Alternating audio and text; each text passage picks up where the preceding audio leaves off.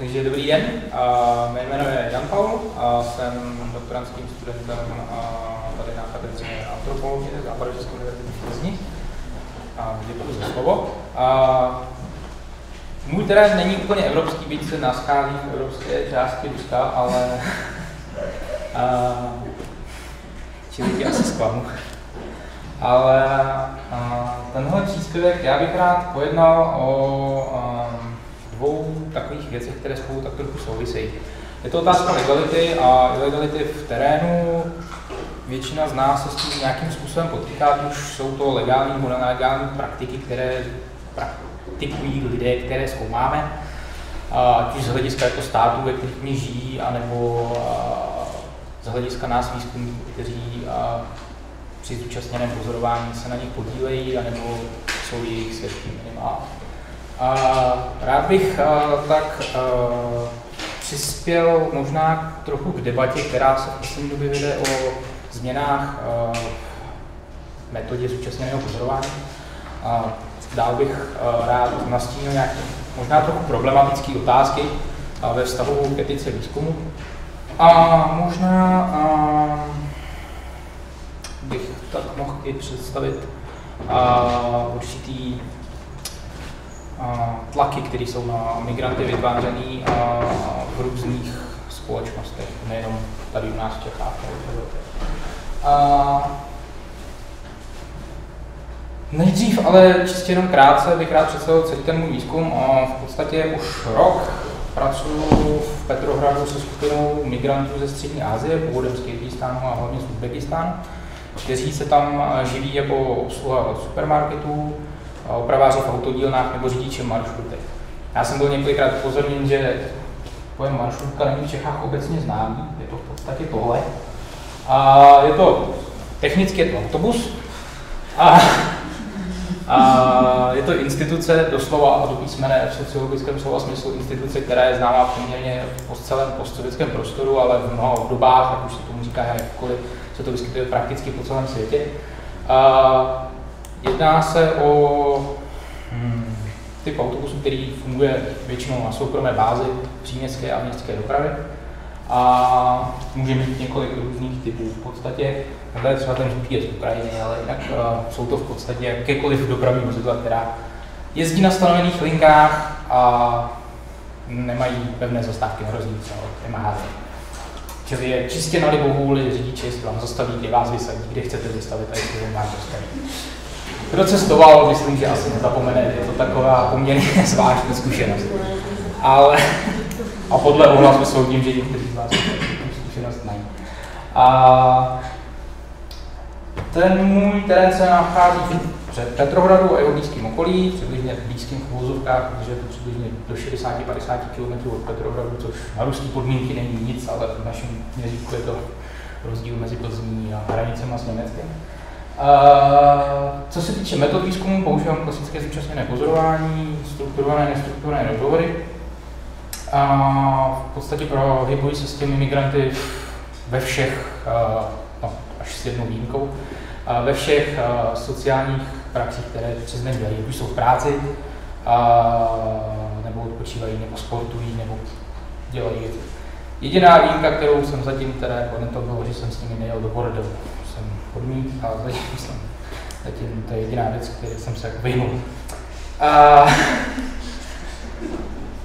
Většinou ti migranti jsou v průměru v Petrohradu pracují 2 až 4 roky, nicméně pokaždé, když se tam dostanu, tak tam si bývají noví, takže ten proud těch migrantů do Ruska je poměrně velký. O těch číslech budu ještě hovořit. V průměru jim je, nebo v průměru, ve věku jsou od 19 do 52 let. V podstatě to všechno slouží k tomu, že se snažím analyzovat adaptaci těch migrantů nejenom na ruský pracovní trh, ale i do ruské společnosti, což je poměrně obtížné, nebo není obtížné takto zkoumat, byť o tom ještě taky budu trochu hovořit, ale obtížné je adaptace do té ruské společnosti, která je v poslední době čím dál tím víc prostoupená tím etnonacionalismem a xenofobí, islamofobií a dalšíma jako neúplně příjemnýma jevama. Teď už k té otázce legality a ilegality. Já když jsem připravoval tuhle přednášku, tak jsem hodně přemýšlel o tom, jak to vlastně pojmout. A došlo mi, že část věcí, nebo část těch praktik, které jsou nelegální, má, řekněme, strukturální charakter, kdy, ať už je to třeba nastavení bytové politiky v Rusku, kdy je opravdu těžké pro migranty z tohoto hlediska zůstat legálním migrantem, ale o tom ještě budu mluvit. A potom z druhého pohledu jsou to věci, které oni dělají v podstatě jako vědomě, kde jakoby porušují ty zákony, vědí to a přesto to dělají. Prvním příkladem, já jenom abych vysvětlil, to jsou ilustrační obrázky toho, jak se dá třeba bydlet jako být migrantem a jak se dá bydlet v Rusku. Fotky z mého terénu tam ještě budou nějaké následovat. První poměrně jasně danou volbou těch migrantů, co se týče jakoby porušování zákona, je na svej, neboli na svej, na ulici se tomu říká i ICE. Poměrně běžnou praxí migrantů ze střední Asie je, že kouří nebo žvíkají ty kuličky tabáku. Je to v podstatě tabáková směs, něco na pomezí marihuany a hašiše, při větší dávce. Když se kouří ta jedna kulička, tak je to vesměs obdoba silnějšího tabáku. Takže to zase není tak hrozný. Byť chuťově to je fakt příšerný. Ale konzumují to poměrně často, ať už odpočívají, nebo i v práci, když mají třeba pauzu. Jeden ten pytlík, tamhle ten malý, se dá pořídit za 10 rublů, což je asi 6 korun. To znamená, oproti hašiši je to výrazně levnější. Nicméně od března tohoto roku je to prodej i konzumace na svej v Rusku zakázaná. Svezli se spoustou po domácku vyráběných drog a různých jako směsí, kde hlavní přísadou je omítka a další chemikálie, které běžný Rus doma sežené, takže nicméně pořád, a když jsem tam naposled v květnu, tak na tržnicích je normálně možný koupit si takhle flašku plnou toho tabáku. Ty už stojí potom víc, ale pro migranty to není tak nedostupné. Dá se to pořád sehnat, dá se to pořád konzumovat a oni s tím opravdu nemají problém. Jo. Když jsem mluvil o těch transnacionálních procesech, které probíhají v tom transnacionálním sociálním poli, tak zrovna převoz toho tabáku z Uzbekistánu je jednou z těch praktik, které jsem se snažil sledovat trochu víc. V podstatě dokud se to nezakázalo, ten prodej a konzumace, tak bylo běžnou praxí, že když migrant jel na nějakou dobu domů, nebo je to otázka několika týdnů, tak už tam jel s objednávkou dalších migrantů, kteří zůstávají v Petrohradu, a zpátky sebou po několika týdnech přivezl 3-4 kg toho tabáku. Dneska se to pašuje, nebo vyrábí v Rusku, přímo už. Nicméně to pašování není takový problém, že už se automaticky počítá s tím, že ruští celníci s tím nemají problém, pokud se jim na hranicích dá určitý obnos peněz, nebo jedna petflaška, tak nemají problém s tím pustit to dál. Takže ten tok, který vlastně udržoval, řekněme, nebo ten tok toho tabáku se v podstatě nemění. Stejně jako se nemění, nebo mění, ale mění se akorát složení různých jako těch směsí drogových, které se tam potom distribuují dál. Že ruská vláda se snaží zakázat, ale většinou se jako podaří najít jako nějakou jinou alternativu. To je tak. Teď k otázce bydlení. Takzvané rezinově kvartíry. V českém jazyce proto nemáme úplně obdobu, nebo aspoň o tom nevím, že bychom měli. V překladu to znamená gumový byt, nebo v podstatě gumový byt. Je takovou reakcí migrantů na nastavení trhu s bydlením nejenom v Petrohradu, ale v Rusku. A zároveň je reakcí na snahu ruských úřadů kontrolovat migraci jako takovou. Nicméně, v Rusku je povinnost registrovat se tam, kde bydlíte a zároveň tam, kde žijete. Což, pokud se chcete vyhnout vojenské službě, nebo unikáte před státními orgány, nebo jste nelegální migrant a potřebujete mít papíry v pořádku, tak dobrým řešením je pro vás právě rezidovaná kvartíra. V Rusku momentálně je kolem 13 milionů migrantů legálních, z čehož přibližně 9 je v okolí Moskvy a Moskvy samotné. Co se týče Petrohradu, tak tam jsou ty odhady 3 miliony legální. A co se týče nelegálních, tak ty nejmírnější odhady jsou kolem 4 milionů, ty nejvyšší okolo 9 v celém Rusku. Přičemž do toho nutno započítat ale i velkou čínskou migraci na Sibiři a dále. Což jsou obrovská čísla sama o sobě, problém je, kam ty lidi ubytovat. Což ti nelegální, kteří v podstatě se do Ruska dostanou, takže se propašovaní přes hranice, tak bohužel často končí ve vagónech, na nádražích, ve vybydlených domech, de facto jsou z nich bezdomovci, anebo bydlí, nebo spí tam, kde pracují. Jsou třeba případy, kdy firma, která se zabývá tím, že provozuje továrnu, nabere v Uzbekistánu 200 lidí, posadí je do letadla, a letiště že do dodávek odveze do továrny, tam oni rok pracují, bydlí, spí a nechodí ven. A pak se vrátí zpátky na letiště, aniž by museli projít jedinou kontrolu a odvezli zpátky. Takže to ti, co si chtějí vlastně zlegalizovat ten pobyt, tak bydlí právě v těchto bytech. Jo. Tu registraci provádí ten pronajímatel toho bytu. Abyste měli to potvrzení v pořádku a při prohlídce, kdy na vás přijde imigrační kontrola nebo policie, měli jste doklady v pořádku, tak se musíte zaregistrovat na tom úřadě. To provádí ten migrant a zároveň ten pronajímatel. Ten to dělá tak, že většinou jsou to důchodci, paradoxně, nicméně pro ně je to často jediný způsob, jak si přivydělat. Takže třeba včera jsem zrovna četl článek, že jeden důchodce měl pod sebou ve svém bytě napsáno 13 migrantů. Takže na to se přišlo. Odhadem existuje v Rusku, nebo v roce 2011 existovalo v Rusku 6,5 tisíce takových bytů, ve kterých bylo registrováno 300 tisíc migrantů. V roce 2013 to už bylo 10 tisíc bytů, ve kterých bylo registrováno 500 000 migrantů. Nebo migrantů, lidí, nejenom migrantů, ale z velké části jsou ty migranty. Ti v podstatě často bydlí v bytech ve větším množství.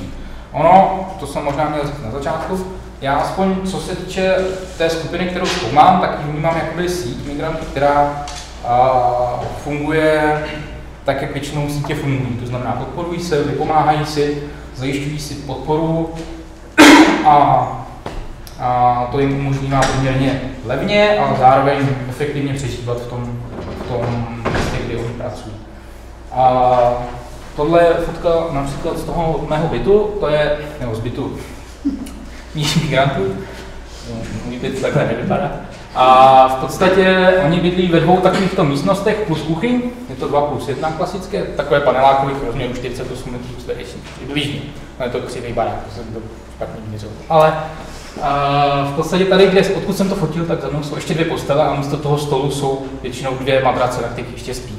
V tom bytě o 48 metrech čtverečních bydlí v současné chvíli už ne, protože se přestěhovali, ale bydlelo v květnu, když jsem tam byl 9 lidí. Což je ještě dobrý. Byť už i oni sami říkali, že už je to hůř snesitelné. Zvlášť, když každý vstává jako jinou dobu do práce a zároveň prostě jako tam třeba jako týden neteče voda. Čistě jenom pro porovnání rychle to projdem, abyste viděli přibližné ceny nájmu a toho, kolik potom platí migranti. Průměrné se v Petrohradu za tenhle byt se pronajímá od 12 000 rublů, ale to je za holobyt, bez ničeho, a do 22 000 rublů, což je bez energie. Dagestánský obchodník s realitami, který pronajímá byt skupině, se kterou pracuji, tak aniž by jako věděl, kolik lidí tam reálně momentálně bydlí, tak jim to pronajímá za 34 000 rubů, což je přibližně 19, skoro 20 000, bez energie, které si platí sami. To znamená, každý z těch migrantů při své výplatě platí 3 až 4 000 rubů, což jednoznačně už jim ušetří peníze, čím víc jich tam bydlí, tím víc ušetří, tím víc můžou poslat na remitencích domů.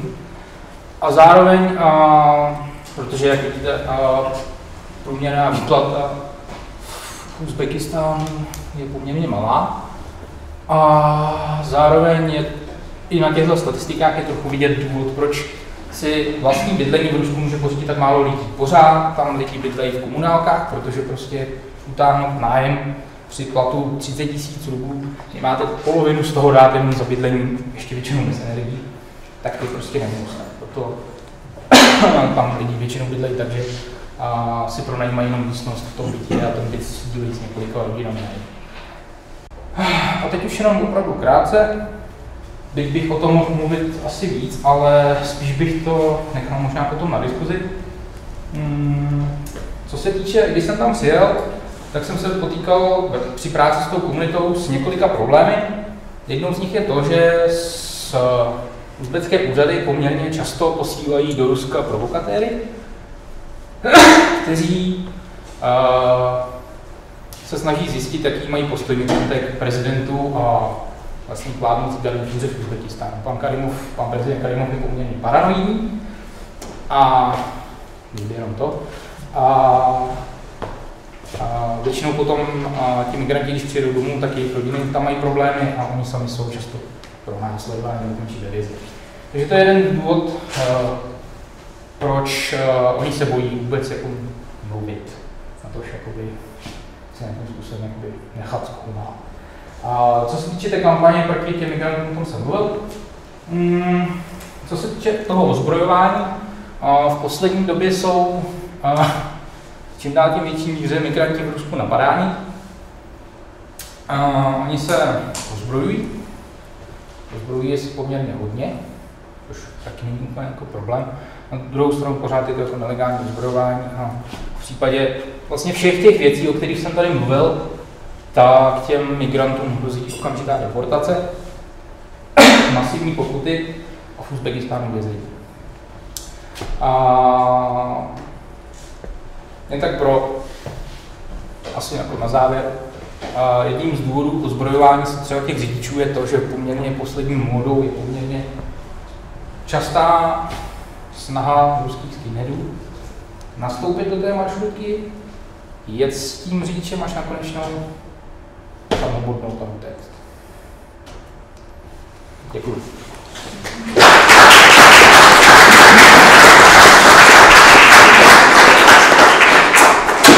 Tak jsou nějaké otázky. Moc pozitivně si to nezakončilo teda. Možná, že no. Tak já jsem se zeptala spíš, jak to dopadá na tebe, jestli jako se nebojíš, protože přece jenom Rusko, to prostředí, nějaký jako tajné služby, jako spíš, jestli jako to dopadá na tebe, jakoby, když jsi tady, ne když jsi tam, to je takovou lidstí, ale jako jestli se to projevuje jako místě, když jsi tady, když způsob. To je dost dobrá otázka. No, asi jako by bylo nadlouho to popisovat celý, ale vždycky, když sedím na půlku v letadle, tak si říkám, zaplať pánu, že letět domů. Co se týče toho Ruska, tak tam jsem strach měl 3krát. Jako reálný strach o život jsem měl 3krát. Poprvé, když jsem v maršrutce dostal aquaplaning 90 km rychlosti na moskevské dálnici, která má 6 proudů, ale zruční ruský řidič z ní dokáže udělat 9 proudů dálnici. A při plné maršrutce, která uveze i jako 50 lidí a dostanete v 90 km rychlosti aquaplaning, tak to jsem se fakt bál. Po druhý to bylo, když jsem při jednom výletu potkal trojici fakt jako velkých toulavých psů, kteří se hrabali v odpacích a měli fakt hlad. A byli v podstatě mě tak jako zhruba sem. A to jsem měl fakt strach. A po třetí, a to souvisí asi víc s tím terénem, tak to bylo, když se při jedné mé návštěvě v tom bytě, oni se poměrně masivně opili a porvali se kvůli nějaké ženské, rozmlátili půlku toho bytu a pak mě poslali pryč. A já jsem shodou, to jsem se nebál, že to bylo ještě v pohodě, ale když jsem jel domů, tak jsem si uvědomil, že vlastně ve chvíli, kdyby tam kdokoliv zavolal policii, že tam slyší nějaký randál, že tam si lidi se perou, že tam teče krev, protože tam krev fakt takhle velký, tak by tam s největší pravděpodobností přijeli policajti, zjistili by, že je tam prostě tenhle ten problém. A já, když jsem takhle odešel, tak by to bylo nejspíš na mě, že jsem je zavolal. Což bylo vlastně asi v druhém týdnu, kdy jsem s nima pracoval, to znamená, jako, co se týče důvěry, ta tam jako byla velice opatrná, všechno to bylo takový, že ne všechno mi říkali, ne vždycky se mnou sešli. A druhý den, když jsem měl jít za nimi, tak jsem se fakt bál, jako, že kdyby je tam někdo zavolal a ty kluky třeba poslali do vězení nebo deportovali, tak by to bylo na mě. A to jsem fakt jako nevěděl, co můžu v tu chvíli čekat. Tak to bylo potřebné, co jsem se bál. Ale tady to na mě nějak nepůsobí, no. Tady se bojím o ně. Jaká další otázka? Můžu se zeptat, jestli jste dělal taky důkazy třeba s jejich sousedama nebo v tom bezprostředním okolí s tou majoritou? To je trochu obtížnější, protože zrovna tam, kde bydlí, tak těch migrantů je poměrně dost. A ne, že by tam tvořili komunitu v nějakém jako slova smyslu, jako pravou komunitu, to ne, oni se ani jako nestýkají navzájem. A co se týče Rusů, tak ti v té ulici bydlí, ale jenom minimálně.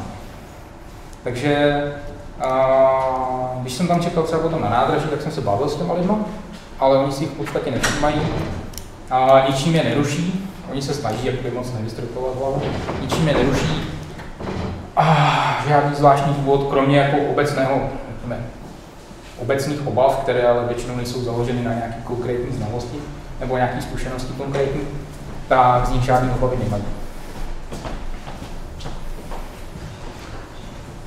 Já bych možná navázal, mě by zajímalo vlastně, protože to jsou migranti, tak jakou povahu vlastně té migrace oni praktikují, jestli to je jako třeba v případě Ukrajinců v Čechách, dlouho byla taková ta cirkulační, jako že sem jezdili, potom něco posílali, vraceli se zpátky, mají tam ty domy, tady mají, dejme tomu, nějaké jako provizorní byty.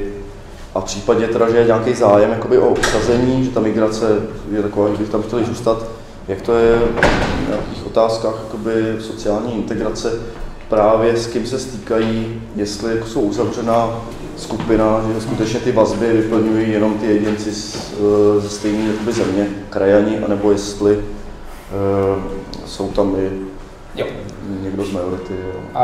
Ty vazby jsou vyplňované vesměs jako lidma, kteří jsou ze stejného města.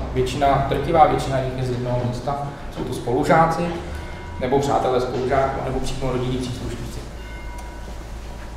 Drtivé většině se chtějí do Uzbekistánu vrátit, protože na rozdíl od obecných jakoby, těch trendů, které v migraci většinou sledujeme, ať už je to evropská migrace do Ameriky nebo černošská v rámci z jihu na sever a další tyhle jevy, kdy vlastně ta země, kam ti lidé migrují, je vnímaná něco jako země zaslíbená, kde se bude dařit líp, kde ti lidé vydělají větší peníze a nebudou se tam mít tak špatně, jako v tom místě, odkud pocházejí.